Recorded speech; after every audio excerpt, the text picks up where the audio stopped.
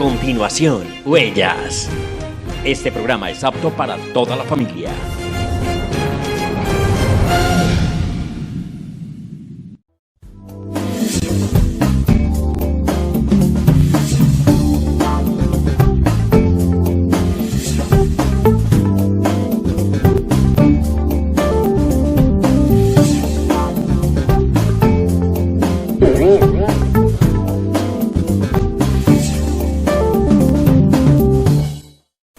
Televidentes de Colombia y del mundo, ¿qué tal? A partir de este momento, damos comienzo a este espacio, Huellas, a través del canal CNC Medellín, Hernán Darío Usquiano Calle.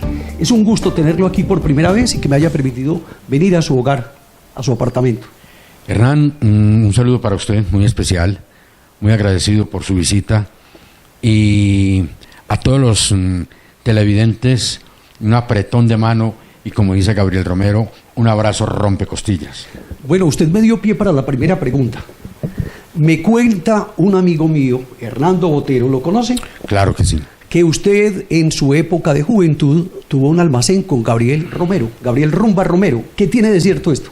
Sí, tuvimos una sociedad, un almacén de discos en Envigado, y realmente el almacén estaba progresando.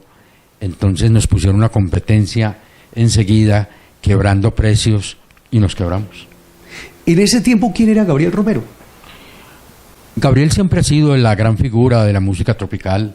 Gabriel siempre ha sido un emprendedor, un hombre capaz de hacer cambios en cuestión de minutos, y siempre el compositor, el cantante, el artista que siempre ha sido, era en esa época.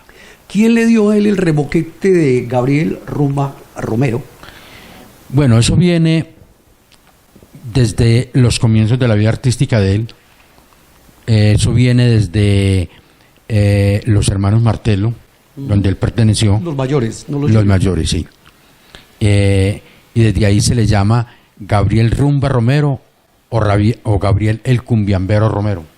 Bueno, antes de pasar con más artistas, con más temas, porque usted es el señor de las historias. Yo creo que no es el señor, es el maestro de las historias, porque ustedes no le ven ningún apunte. El hombre graba muy bien todo aquí en la mente y ha vivido esos momentos, que es lo más importante. Sí, ¿Usted nació en la ciudad de Medellín? Yo nací en el barrio Campo Valdés de la ciudad de Medellín. ¿Por la 49? En la 49 con la 78. ¿Cómo fue esa infancia de Hernán Darío? Esa infancia fue muy linda. Fue la infancia donde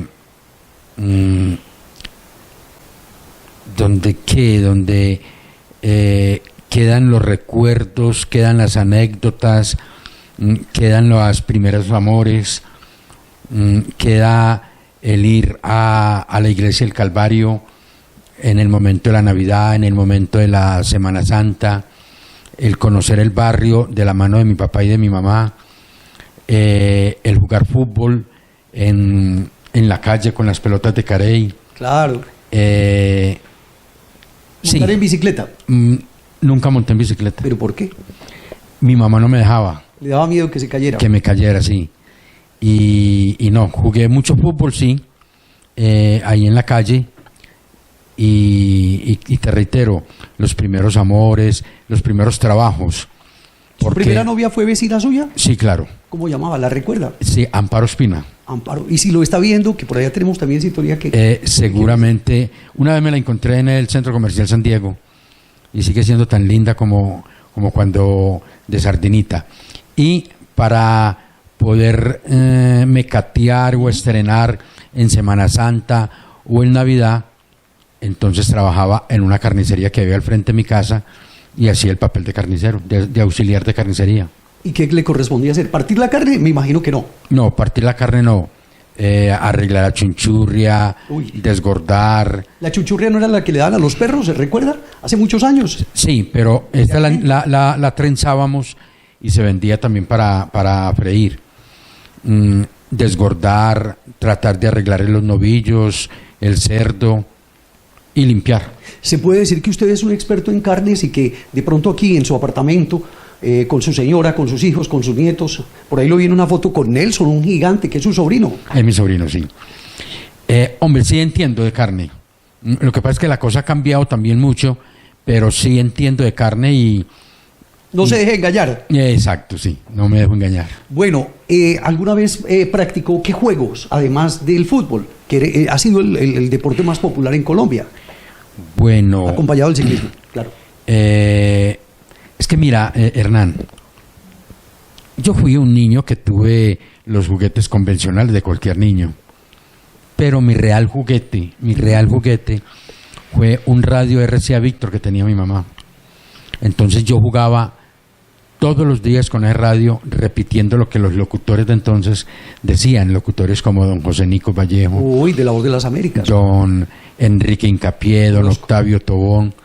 Entonces ese era mi real juguete. Un día cualquiera alguien nos regaló un tocadisco, lo que llaman tornamesa.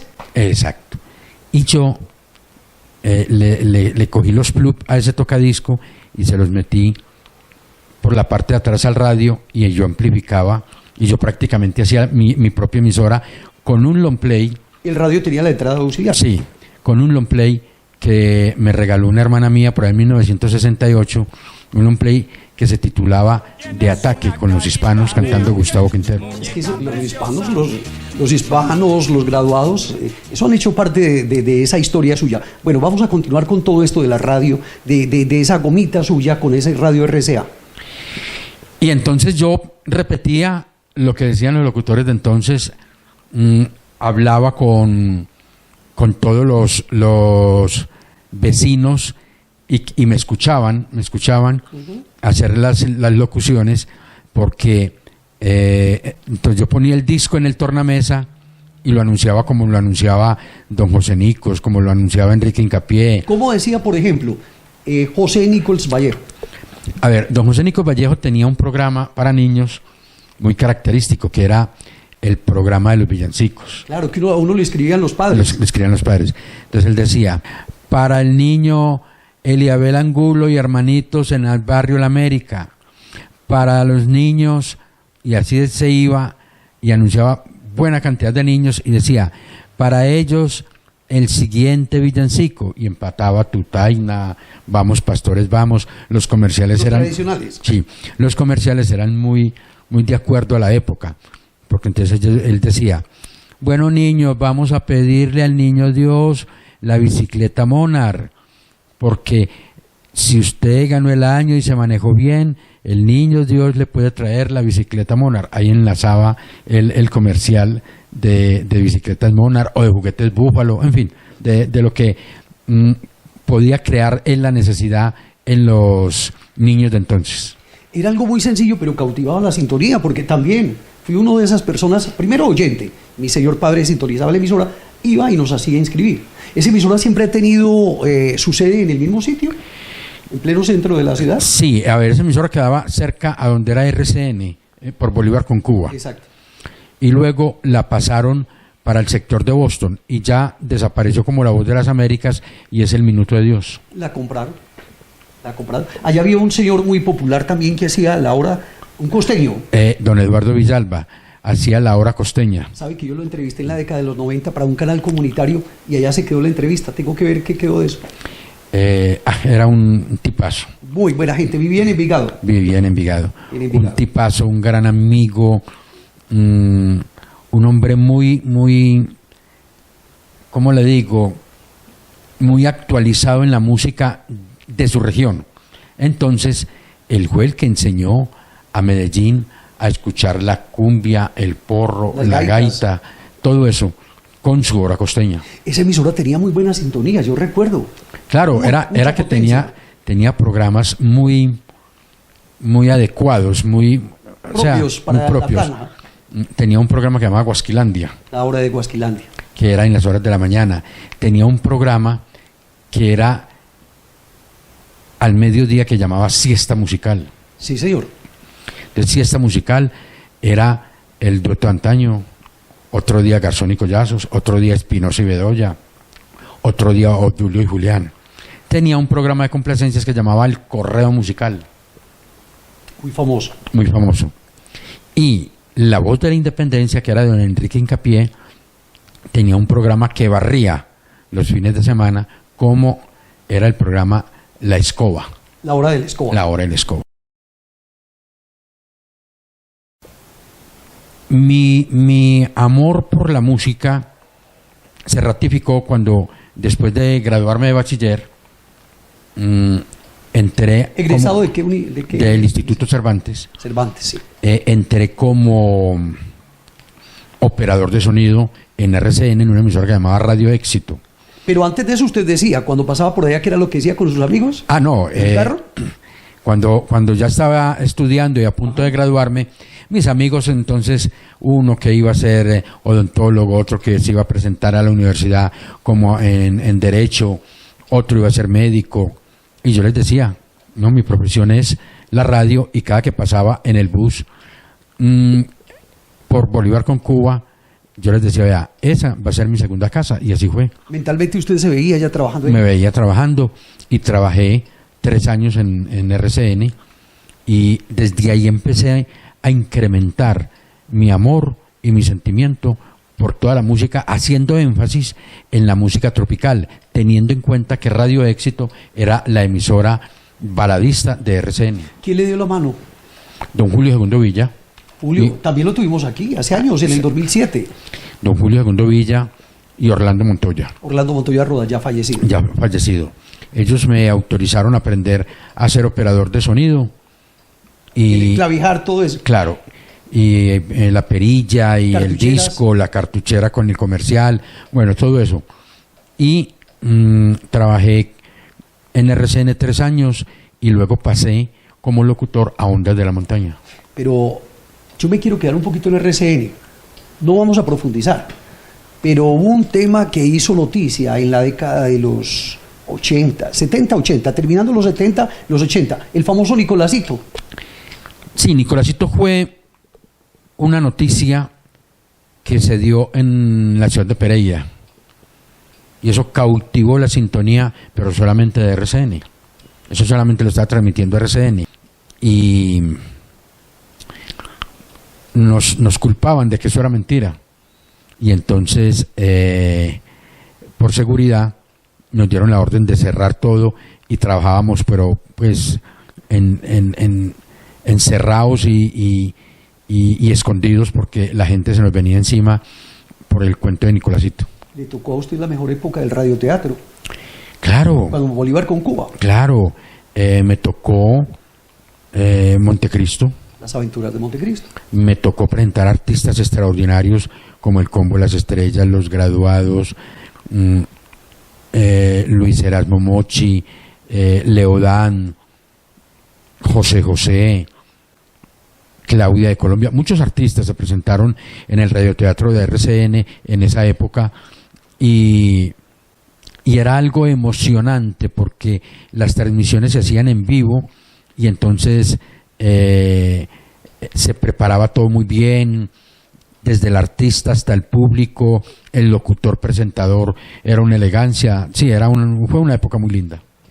Yo le quiero preguntar a usted algo, que esa noticia se dio cuando yo era muy joven, cuando usted y yo éramos muy jóvenes.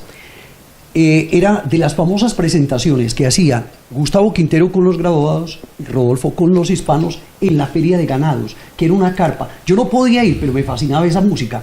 Y en esa época, el rumor que me llegaba a donde vivía era que había, digamos, como un tipo de conflicto cuando se presentaban, y que inclusive se llegaron a dar golpes Rodolfo y Gustavo Quintero. Eso, nadie me ha confirmado eso, si fue mentira o fue verdad. Mire, que porque había mucha rivalidad. Gustavo Quintero conforma los Hispanos, y él tiene unas divergencias con los hermanos Jiménez. Claro. Entonces 6 músicos se retiran en compañía de Gustavo y conforman Los Graduados. Sí, señor. Los Hispanos empiezan a buscar cantante y ubican a Rodolfo Icardi. La instrucción que el director artístico le dio a Rodolfo Icardi era seguir con las mismas animaciones, los mismos gritos, imitar en lo que pudiera a Gustavo Quintero. Entonces eso le sacaba la chispa a Gustavo. De golpe yo nunca supe, pero sí era una rivalidad muy marcada, una rivalidad que la alimentaba mucho una columna del periódico El Espacio que se llamaba Que era amarillista. Sí, que se llamaba Juan Lumbumba. Claro. Entonces él era muy recalcitrante con la presentación del uno, con la presentación del otro, con la rivalidad del uno, con la rivalidad del otro. Pero yo veo en conclusión que Rodolfo esa rivalidad y esa pelea se la gozaba. Gustavo sí se dejaba afectar mucho, pero posteriormente, le voy a decir, por allá en el año 1988-89, un director artístico de Discos Fuentes, el maestro Hernán Colorado Valle, claro, los logró juntar, los logró convencer, y entonces hicieron un mano a mano en long play que se llamó el gran mano a mano del siglo, y ahí medio se limaron esas asperezas. ¿O fue un truco publicitario? No, le reitero, Gustavo era muy afectado por eso. Sí, psicológicamente lo afectó. Sí, él le volaba la chispa cualquier cosa con Rodolfo. Rodolfo le sabía mamar gallo. Por ejemplo, en una presentación que hizo Jorge Barón Televisión en Armenia, el primero en salir en ese mano a mano era Rodolfo. Y uno de los discos líderes de Gustavo Quintero es La Cinta Verde. Y fue de los primeros que interpretó Rodolfo. Uy. Solamente por sacarle la chispa a Gustavo. Entonces, así se trabajaba eso, y eso también se aprovechó a nivel comercial, claro. ¿Y se limaron luego esas asperezas? Sí, se trabajó mucho eso a nivel comercial, y con eso se vendían discos y se vendían eventos, con esa rivalidad. Usted tuvo algo que ver con un evento que transmitió Teleantioquia, creo que en el 2010, y si mal no estoy, desde el pueblito paisa, porque usted le dio la gran alegría a Gustavo el Loco Quintero de volver a ver a alguno de sus compañeros antiguos, los graduados. Sí, eso fue en el municipio del Retiro. Bueno, sí, no está muy perdido en un pueblo. Yo tuve la idea de hacer una presentación con los graduados viejos, porque ellos marcaron pauta, época. Fue, yo creo que el grupo más completo que tuvo la discografía colombiana en la época. Entonces logré llevar a Álvaro Velázquez, logré llevar a Gilberto Quintero, a Laureano Gómez, a Alberto Robledo, a Villita. Bueno, conformamos los graduados, y el animador le tapó los ojos a Gustavo. Y cuando Gustavo le destaparon los ojos y vio por quién estaba acompañado, se vino en llanto, y fue una emoción muy grande la que tuvo él, todos los músicos y el personal técnico, todos. Sí, todos, y del público, claro. ¿Qué pasó con la orquesta de los graduados luego del fallecimiento de Gustavo, sabiendo que tiene un hijo que él estudió aviación comercial, vive en el exterior, creo? ¿Qué pasó con la orquesta? ¿Quién es el líder ahora? El maestro Ramiro Chica, el hijo de Gustavo. Muy conocido también. Javier Gustavo no siguió con la música, siendo un excelente músico. Muy buena voz. Buena voz, un excelente bajista. Se dedicó a la aviación, y la orquesta sigue. La orquesta sigue, y la está liderando doña Consuelo Ruiz, la esposa de Gustavo. Ellos viven allí sobre la avenida 80. Sí, y lo mismo el maestro Ramiro Chica. Que es un hombre con mucha experiencia musical. Claro. Álvaro Velázquez, ¿quién era en el ámbito musical? Álvaro Velázquez fue un creador de grupos. Álvaro Velázquez fue un compositor instantáneo. Él a un momento cualquiera le sacaba canción. Álvaro Velázquez fue intérprete en la percusión, intérprete vocal, porque él también cantó. Álvaro Velázquez fue un emprendedor, porque cuando no trabajaba con la música, trabajaba con artesanías. Álvaro Velázquez yo lo puedo considerar como el hermano que uno elige, porque uno no puede elegir ni la mamá, ni el papá, ni la nacionalidad, no. Pero ese hermano que uno elige, indiscutiblemente, fue Álvaro Velázquez y Jairo Paternina. Álvaro Velázquez y yo nos manteníamos juntos. Molestaban mucho. Y en ocasiones, por ejemplo, un día salimos de Discos Fuentes y me dice el Hernán Darío, ¿cuánta plata tenés? Y yo, tengo como 2.000 pesos. Yo tengo otros 2.000, hombre. Vamos a tomar juguitos de guanábana que vendían en la esquina de Discos Fuentes. Claro. El día de gastar se gasta. Y así nos pasábamos, cuando estábamos bollantes de plata, comíamos muy bien, otras veces compartíamos, fuimos grandes amigos, fuimos inseparables hasta el momento de la muerte. Si usted fuera a poner en una balanza a Gustavo Quintero y a Rodolfo, ¿su corazón se va para qué lado? No, indiscutiblemente para Gustavo. Rodolfo fue mi amigo. Claro. Le hice producciones a Rodolfo, pero a nivel interpretativo, a nivel musical, Profesional. fue mucho más completo Gustavo. Vendió más Rodolfo. Y le voy a explicar por qué. Porque Rodolfo perteneció a una compañía disquera más agresiva, a una compañía disquera que lo puso a grabar popular, balada, bolero, Lo guasca, aprovechó por todo. guasca, Por toda parte. tropical con muchos grupos, con los hispanos, con el Sesteto Miramar, con la Sonora Dinamita, con los Bestiales, con los Ídolos, con los Hermanos Aicardi, con el grupo Monte Adentro. Entonces tuvo mucha posibilidad de vender. Lo que Gustavo Quintero perteneció a la compañía Codiscos, una compañía más conservadora que solamente le grabó con los graduados. En los momentos de una charla fuera de cámara, fuera de escenarios, ¿cómo era Gustavo Quintero en vida? No era muy distante al escenario. No.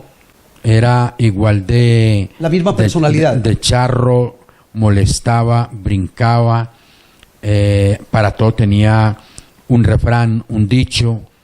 Uno llegaba a la casa de Gustavo Quintero y lo primero que le ofrecía a uno era comida. ¿La bandeja paisa o qué? No, lo que tuviera, lo que tuviera. Estuviese en la cocina. Un día cualquiera fuimos Álvaro Velázquez y yo a visitarlo. Y yo le advertí a Álvaro, vos sos muy escrupuloso. Y Gustavo, lo primero que le ofrecía a uno es comida. Y efectivamente llegamos y él mismo le ofreció a Álvaro, espérate que yo tengo unos frijoles, lo más de buenos allí es para ti eres. Y le llevó una coca de frijoles con 2 buñuelos. Y le hundía los buñuelos así, le decía, esto como sabe bueno, esto ¿por qué no lo venden para en los restaurantes? Y yo me moría de la risa porque miraba a Álvaro como encartado con ese plato, frijoles con buñuelo, y Álvaro se los tuvo que comer. Álvaro se los tuvo que comer, pero ese era Gustavo. Gustavo era espontáneo, loco, pero en el momento de ser servicial era el que más. Estaba al lado. En el momento de ser solidario era el que más.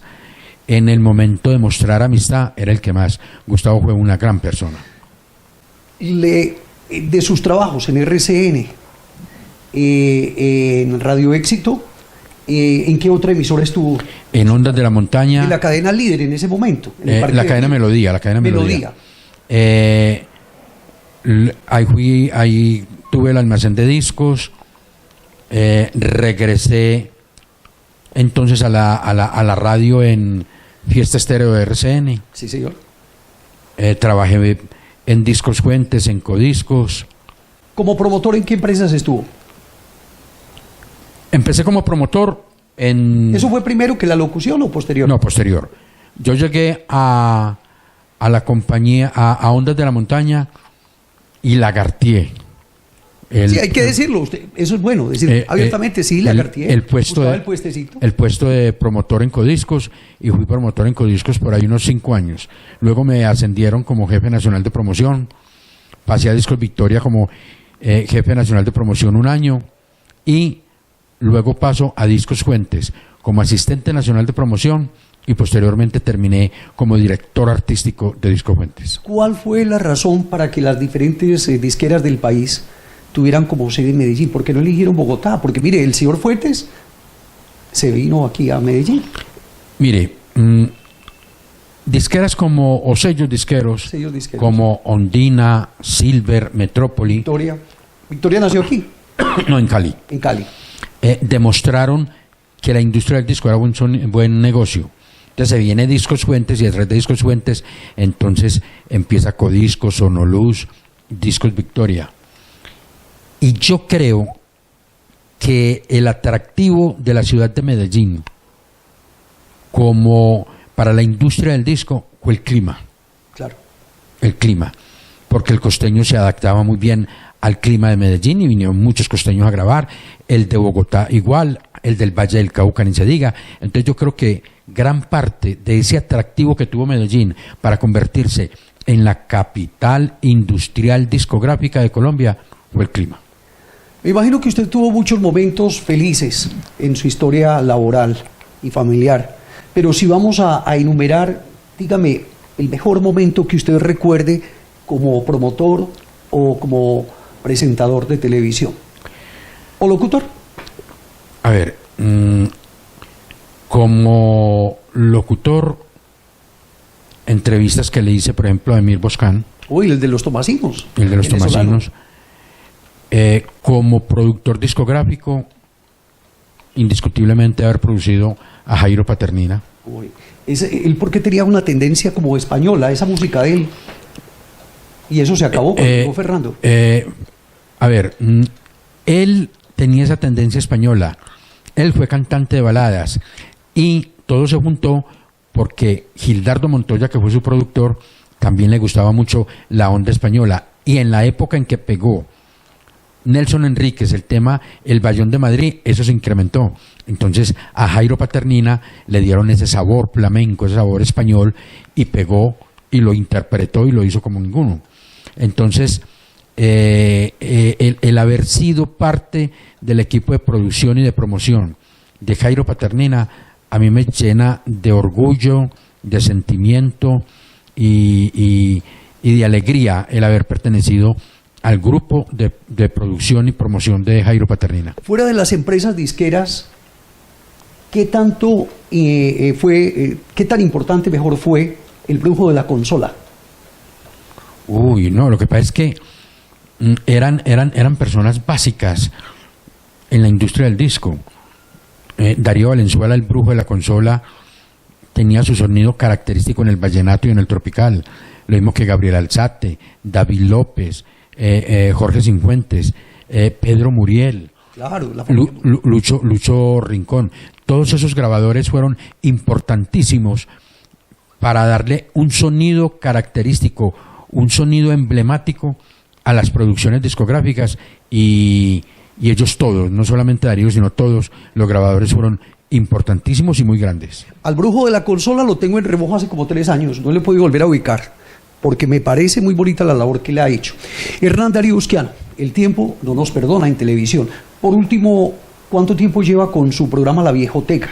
Creo que son como 6 años que va a cumplir, ¿no? Efectivamente, en este mes de marzo ya cumplimos 6 años con La Viejoteca de Telemedellín, un programa que es con sonido en vivo, con gente apasionada por el baile, gente que le gusta escuchar las historias. Le tengo que agradecer a todos los directores de las orquestas, a los integrantes, a los músicos, a los compositores, a los cantantes. Al señor Cartagena, el gerente. A Cristian Cartagena. ¿Vanessa todavía está como director de noticias? Sí, Vanessa Palacio, claro. Entonces, a todo el mundo tropical, a toda la comunidad tropical, le tengo que agradecer el que ese programa haya calado y llegado al corazón de toda la sintonía antioqueña y colombiana. ¿Cómo se ve usted en 5 años?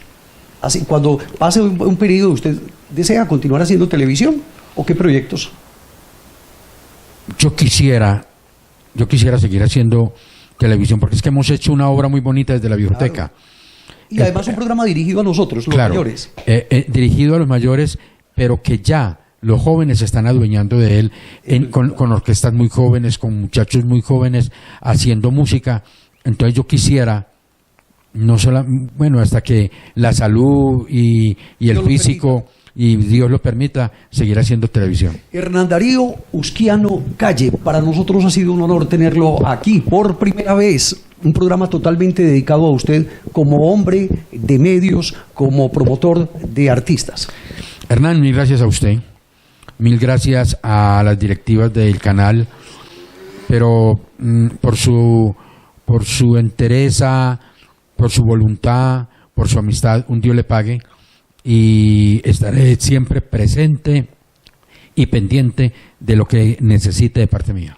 Muchísimas gracias. Señores televidentes, y así finalizamos por este día el programa Huellas a través del canal CNC Medellín. Desde el barrio Fátima, en el apartamento del señor Hernán Darío Usquiano Calle, nos despedimos desde la ciudad de Medellín, en la República de Colombia. A ustedes no se muevan de la sintonía, continúen viendo este canal. Hasta la próxima, felicidades.